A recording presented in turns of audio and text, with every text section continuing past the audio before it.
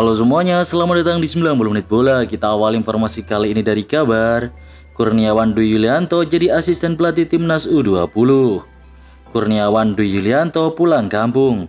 Dia menerima tawaran sebagai asisten Indra Syafri yang menjadi pelatih timnas Indonesia U20. Kurniawan ditunjuk sebagai pelatih penyerang timnas Indonesia U20 yang sedang melakukan persiapan untuk menuju Piala Asia U20 2025 pada 12 Februari sampai 1 Maret tahun ini di China. Welcome home Kurniawan Dwi Yulianto, tulis Instagram Timnas Indonesia pada Sabtu 1 Februari 2025. Sebelumnya Kurniawan 3 tahun bekerja di Como 1907, klub asal Italia, klub yang dipunyai oleh grup Jarum asal Indonesia. Sintayong habis kesabaran, selalu diberitakan negatif.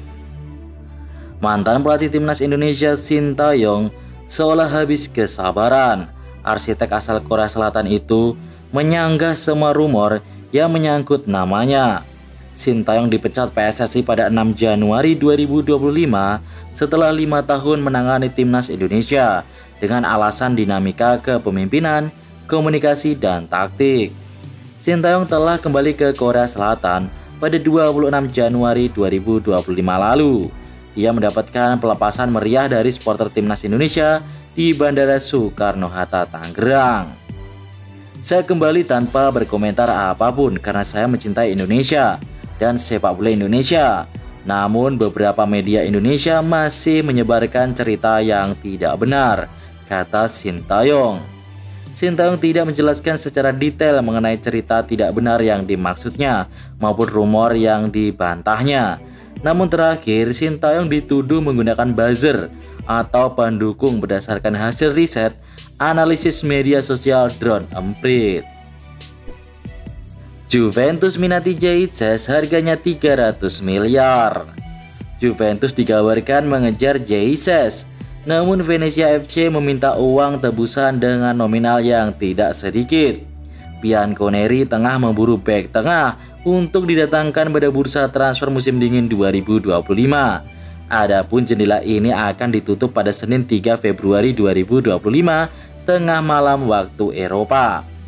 Klub berkostum hitam putih itu dikejar waktu untuk mendatangkan bek baru. Apalagi mereka baru saja ditolak oleh RC Lens saat mendekati Kevin Danzu.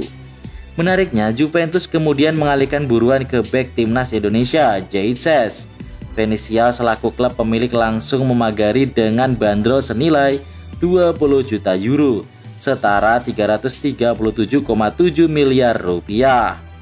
Jesus sendiri didatangkan Venezia dari Go Ahead Eagles pada Juli 2023 dengan biaya hanya 750.000 euro, setara 12,6 miliar rupiah. Tentu mereka akan untung berkali lipat dari penjualan Jesus apabila benar-benar datang ke Juventus. Konsisten banget Persib kedinginan di puncak BRI Liga 1.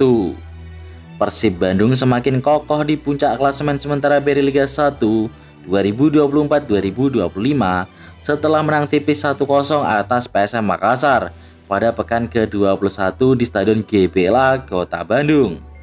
Gol Persib tercipta lewat tendangan Ciro Alves pada menit ke-74 setelah menerima umpan dari Adam Alis.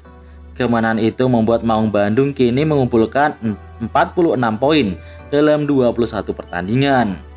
Asisten pelatih Persib Igor Tolik memuji penampilan para pemainnya sebab sudah melakukan hal yang luar biasa di lapangan sesuai dengan persiapan dalam 1 pekan untuk menghadapi PSM Makassar. Selamat untuk pemain karena saya melihat di lapangan mereka melakukan apa yang sudah kami persiapkan dalam 1 pekan ke belakang. Kami pantas untuk menang, tegas Igor Tolik selepas pertandingan. Dan kami mendedikasikan kemenangan ini kepada pelatih Bojanoda yang tidak bisa berada di bench, lanjut Igor Tolik. Highlight Pegadaian Liga 2 dan klasemen sementara. Bertanding di Stadion Bumi Wali Tuban, Bayangkara FC mendapat perlawanan sengit dari Persela Lamongan. Masuk menit ke-34, Bayangkara tertinggal lebih dulu dari Persela. Bola hasil tendangan keras kaki kanan Yoga Aditama dari luar kotak penalti menghujam deras gawang The Guardian. Bayangkara berhasil menyamakan skor setelah Dendi Sulistiawan mencetak gol dengan sundulan pada menit ke-42. Sampai duel berakhir tidak ada gol tambahan yang tercipta.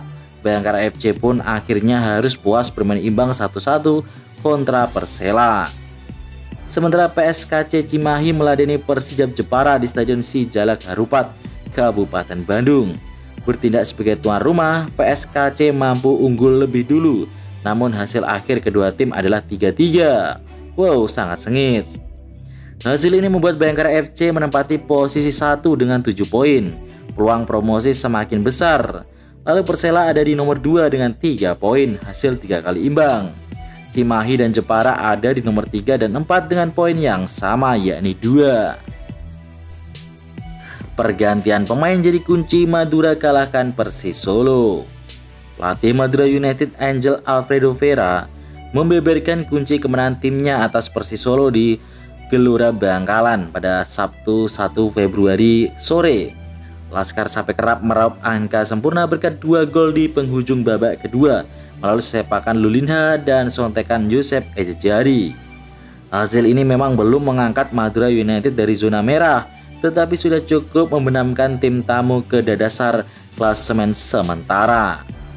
Turun minum jadi titik balik tuan rumah. Alfredo Vera membuat pergantian pemain yang tepat dengan memasukkan Andi Irfan dan Joseph Ejejari. Kehadiran keduanya memperbanyak kesempatan yang didapat Madura, hingga akhirnya Persis membuat kesalahan sendiri yang berujung petaka. Alasan ada juga disampaikan Joseph Ejejari selepas pertandingan. Menurutnya, Madura United sedikit kewalahan dengan high press lawan. Walau begitu, penyerang asal Spanyol itu tak kaget dengan apa yang terjadi di lapangan, sebab mereka telah berlatih akan hal itu sepanjang minggu. Vakum 1,5 tahun, Persi Official Store kembali dibuka. Setelah 1,5 tahun vakum, kini manajemen Persik Kediri membuka kembali official store-nya. Toko yang berada di Jalan PK Bangsa, Kota Kediri ini sangat strategis. Selain dekat dengan Stadion Brawijaya, juga hanya selemparan batu dari mes para pemain. Kehadiran Persik Store diharapkan membuat Persik mania dan konsumen yang ingin berbelanja berbagai merchandise tim merasa nyaman. Seperti yang dikatakan sang bos Arthur Irawan, store tersebut dilengkapi kafe sehingga anak-anak muda bisa nongkrong. Sebagai klub profesional, official store ini bagian dari pengembangan area bisnis tim Persik yang juga tengah menyiapkan sejumlah program unggulan lainnya. Selama masa promosi, manajemen Persik Store akan menggelar sejumlah program bagi pengunjung yang datang langsung ke store. Solusi lini depan Persebaya, striker timnas Portugal bisa didatangkan. Persebaya Surabaya perlu segera mencari solusi atas lini depan mereka yang tumbul di era Paul Munster musim depan. Salah satu nama yang patut dipertimbangkan adalah Juice Lupeta, ex-striker timnas Portugal U18 yang kini berstatus bebas transfer. Bonek tentu masih ingat ketika nama Juice Lupeta dikaitkan dengan Persebaya Surabaya pada bursa transfer paruh musim ini. Saat itu ia masih terikat kontrak dengan klub Korea Selatan Bucheon FC yang berakhir pada Desember 2024. Kini per 1 Januari 2025, Juice Lupeta resmi berstatus tanpa klub. Artinya Persebaya bisa mendatangkan secara gratis tanpa perlu mengeluarkan biaya sepeser pun. Gaya permainannya juga cocok dengan filosofi Paul Munster yang mengandalkan serangan cepat dan agresif. Dengan postur kuat dan keseimbangan tubuh yang baik, Lupeta sulit dijatuhkan saat menggiring bola. Mengingatkan kita akan David da Silva tentunya. Persebaya hanya perlu merogoh kocek seharga 3,4 miliar rupiah untuk mengontrak Lupeta, sehingga musim depan tidak mengalami krisis masalah serupa, yakni mencetak gol.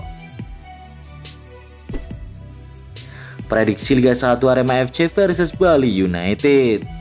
Arema FC berada di posisi 10 klasemen sementara dengan mengoleksi 28 poin.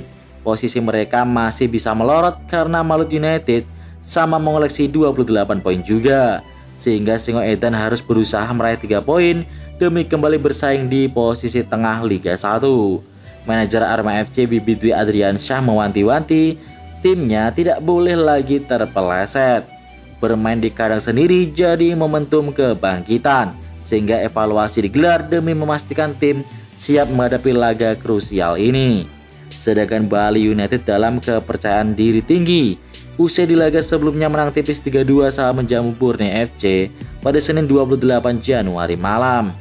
Kunci keberhasilan tim hasil dari evaluasi di ruang ganti. Musim ini tim hampir selalu mencetak gol di babak kedua. Di pertandingan ini kami admin 90 menit bola yang berjumlah 1 orang memprediksi Arema bakal kembali menelan kekalahan dengan skor 1-3. Highlight dari Liga 1 dari klasemen sementara. Menyala, Borneo FC Samarinda berhasil mengalahkan PSS Sleman dengan skor tipis 1-0. Borneo FC unggul cepat di babak pertama melalui aksi Dwiki Hardiansyah. Meskipun mendapatkan kartu merah di babak kedua, Borneo FC berhasil mempertahankan keunggulan hingga menit akhir. Di pertandingan lainnya, Semen Padang ditahan imbang 1-1 oleh Malut United. Semen Padang berhasil unggul lebih dulu, namun berhasil disamakan oleh Malut United. Sementara itu, dari hasil pertandingan yang baru aja usai, Persija Jakarta gagal menang melawan 10 pemain PSPS Biak. Skor akhirnya 2-2. Wah, apakah pemain Persija ini grogi ditonton Patrick Kluivert, guys? Hasil ini membuat gap poin antara Persib Bandung dan Persija 7 poin nih. Wah, lumayan banyak nih 7 poin. Di peringkat 3 ada Persebaya diikuti oleh Dewa United. Sementara Malut United yang bermain imbang melawan Semen Padang tadi menggeser Arema FC. Arema sekarang turun ke peringkat 11 dan Malut di peringkat 10. Biak yang meraih hasil imbang juga ada di peringkat ke-12, guys. Jagoan kalian ada di peringkat berapa?